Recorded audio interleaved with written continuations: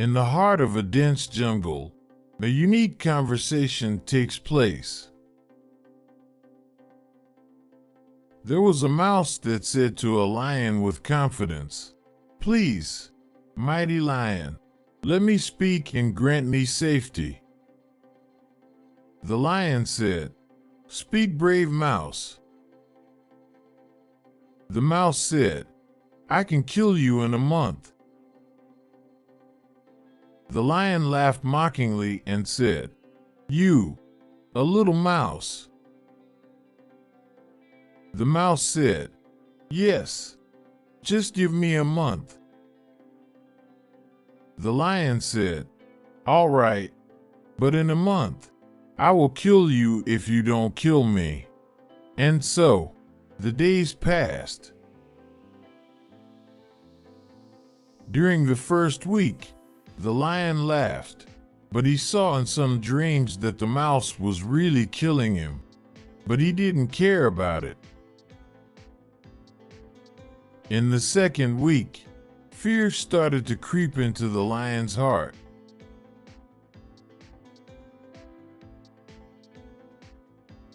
By the third week, fear was truly inside the lion, and he wondered to himself, what if the mouse's words were true?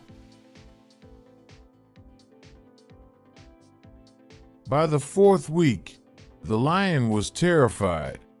On the awaited day, the animals came with the mouse to see the lion, and what a surprise it was to see the lion. A lifeless body. The mouse knew that waiting for disasters is the hardest thing on the mind. Do you know who the lion is? He is your character, which is supposed to be very strong with its faith, and the mouse is your worry and fear. How many times have you waited for something to happen and it didn't happen? How many disasters do we expect and they don't happen at the level we expected?